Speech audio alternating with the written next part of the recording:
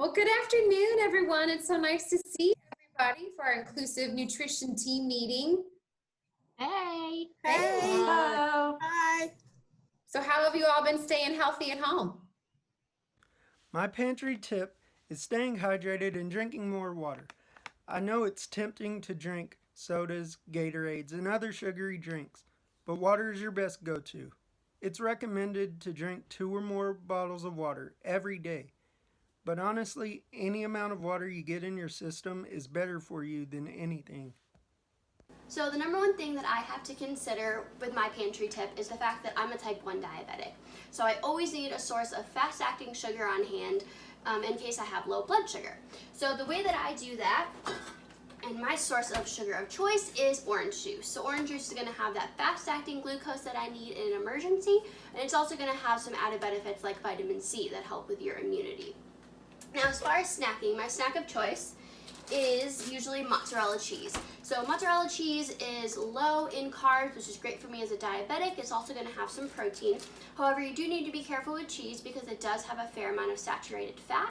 So being sure to eat it in moderation is really important, and going for those lighter colored cheese like mozzarella and feta cheese over something like cheddar cheese is going to be a little bit healthier of an option for you and have a little bit less saturated fat. So that's how I am staying healthy at home.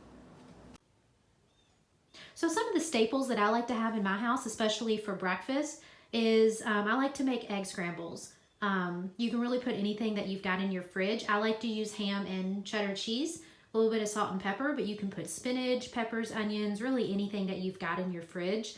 Anything that you would put on an omelet, you could put in this. I like to just break an egg in a cup, put whatever toppings I like in there, throw it in the microwave for 45 seconds, and you've got a nutritious hot breakfast that is a lot better than reaching for those easy things like donuts and sugary cereals that really isn't going to give you the nutritious fuel that you need to start your day.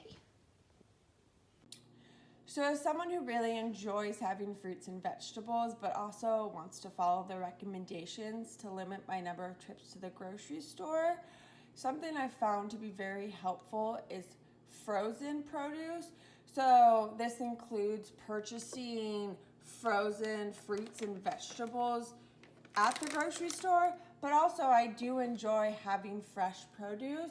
So something I'll do, for example, is I'll buy a bunch of bananas, and then when the bananas start to get brown or too ripe, what I'll do is I'll peel them and cut them up, and I'll put them in Tupperware and freeze them so that I can still have banana in my morning smoothies without having to return to the grocery store. All right, girls. What is our personal pantry tip today? What is it? I got to know. That's right. We have snack 2 times a day, once in the morning and once in the afternoon, so that we don't overeat. Good. It's time for snack time. I have Down syndrome. These are great snack options because they're already in their single serving sizes. And what I really like about these is that we're having fruit and vegetables where we can. Also being mindful of the added sugars, especially because of Caroline and her need to have a low sugar diet. So if that's something that you're considering about or thinking about how many calories, the fact that we have some carrots hidden in here, and then also that we have 0 added sugars. Same thing for our fruit rolls. It's a good thing we're not having too many calories. And again, I've got 0 added sugars. And here on the package here of our strawberry, I'm actually hiding in the ingredients. There's even some carrot extract hidden in there as well. Hi everyone, I'm going to show you what I do with a few of my kitchen staples. So I'm going to use these penne noodles. I'm going to boil them, and then I'm going to take some frozen kale that I have. You could use fresh or spinach or whatever green you might have. And after I boil this, I'm going to add some olive oil and some kale, and then a can of garbanzo beans, and make sure that all gets blended together really nice and so that's warm. Add more olive oil, maybe a little butter if needed. Add some salt and pepper. Some lemon zest. I just have one lemon left, so I'll just use a little bit of the zest and top with some cheese. If I had a little bit more, I would use a little bit more, but yeah, so this is what we're working with. And you could do this with any type of vegetable, bean, pasta.